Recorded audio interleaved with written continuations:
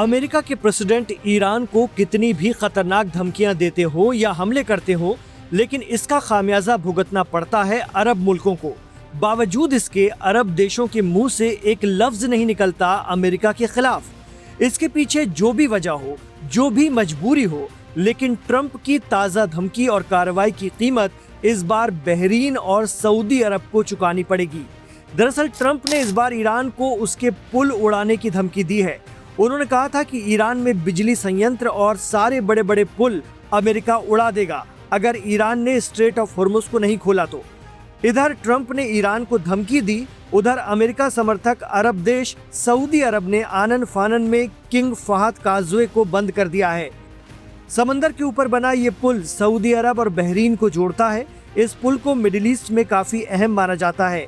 Saudi से होते हुए बहरीन घूमने लोग इसी पुल से जाना पसंद करते हैं। समंदर के बीच बना विशाल इंसानी शाहकार लेकिन अब ईरान के हमलों की जद में, क्योंकि ट्रंप ईरान में बने इसी तरह के पुलों को तबाह करने की धमकी जो दे रहे हैं। सऊदी अधिकारियों का कहना है कि सुरक्षा के मद्देनजर ये फैसला किया गया है, क्योंकि अगर ईरान के पुल पर अमेरिका हमला करता है तो ईरान भी इस पुल को निशाना बना सकता है।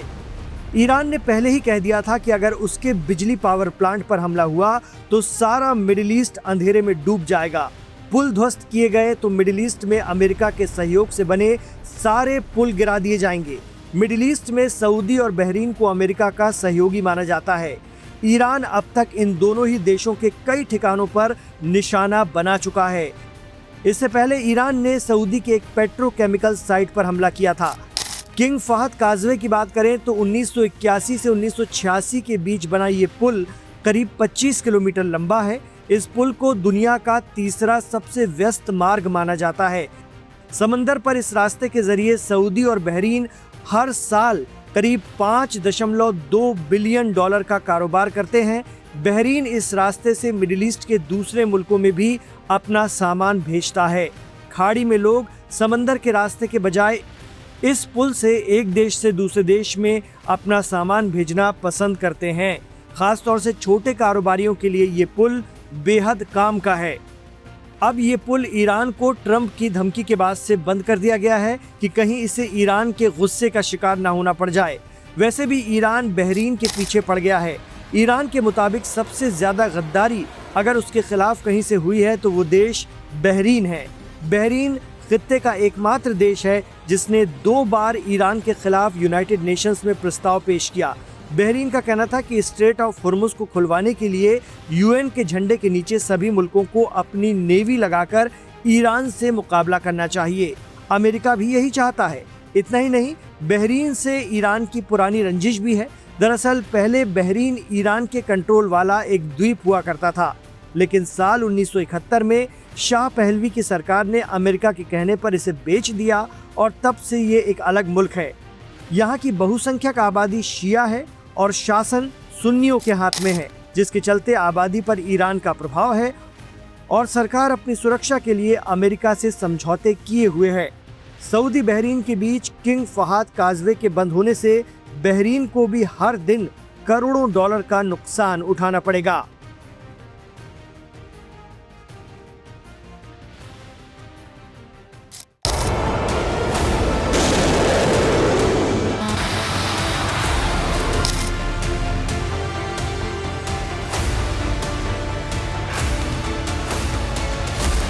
अमेरिकी राष्ट्रपति डोनाल्ड ट्रंप ने ईरान को अल्टीमेटम देते हुए कहा है कि मंगलवार रात 8 बजे तक अगर ईरान समझौता करने के लिए तैयार नहीं होता तो एक भी पुल और पावर प्लांट नहीं बचेगा और ईरान पाषाण युग में लौट जाएगा। डोनाल्ड ट्रंप की धमकी को देखते हुए ईरान की सरकार ने अपनी जनता से अपील की है कि युवा लोग मुख्य पावर प्लांट के चारों ओर मानव श्रृंखला बनाएं, यानी कि एक इंसानी घेरा बनाएं। ईरान के खेल मंत्रालय ने युवा एथलीट और खिलाड़ियों के साथ कलाकारों और छात्रों का आह्वान किया है। मंत्रालय ने कहा कि मंगलवार की दोपहर 2 बजे तक सभी पावर प्लांट के पास इकट्ठा हो जाएं। ईरान की सरकार की युवाओं से अपील। बता दें कि ईरान के स्थानीय समय के मुताबिक डोनाल्ड ट्रंप की डेडलाइन बुधवार की सुबह 3:30 बजे की है।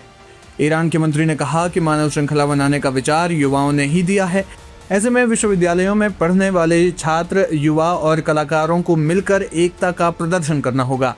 ईरान के मंत्री के मुताबिक ये एक तरह का प्रतीकात्मक प्रदर्शन होगा। ये प्रदर्शित करेगा कि देश का युवा अपनी संपत्ति की रक्षा करना चाहता है और उज्जवल भविष्य बनाना चाहता है। ट्रंप ने ईरान के पुलों और बिजली संयंत्रों को नष्ट करने की धमकी देते हुए यह भी कहा कि उन्हें युद्ध अपराधों की कतई चिंता नहीं है। अमेरिका के राष्ट्रपति ने चेतावनी दी कि अगर तेहरान मंगलवार को रात 8 बजे तक आत्मसमर्पण नहीं करता तो ईरान के असैन्य बुनियादी ढांचे पर हमले किए जाएंगे। अमेरिका के रक्षा मंत्री पीट हेग्सेथ ने कहा कि आज सबसे ज्यादा हमले होंगे और कल आज से भी ज्यादा हमले किए जाएंगे। इससे पहले ईरान ने 45 दिन के युद्ध विराम के प्रस्ताव को खारिज करते हुए कहा कि वह युद्ध का अस्थायी अंत चाहता है। ट्रंप ने अमेरिका के राष्ट्रपति के आधिकारिक आवास एवं कार्यालय व्हाइट हाउस में एक संवाददाता सम्मेलन के दौरान कहा कि पूरे देश पर एक ही रात में कब्जा किया जा सकता है और वो रात कल हो सकती है। उन्होंने कहा कि समझौता करने के लिए ईरान को दी गई मंगलवार रात 8 बजे की समय सीमा अंतिम है। ट्रंप ने ईरान को चेतावनी दी है कि या तो वह निर्धारित समय सीमा के भीतर होर्मुज जलडमरूमध्य खोले या फिर बिजली संयंत्रों और पुलों पर हमले का सामना करने के लिए तैयार रहे।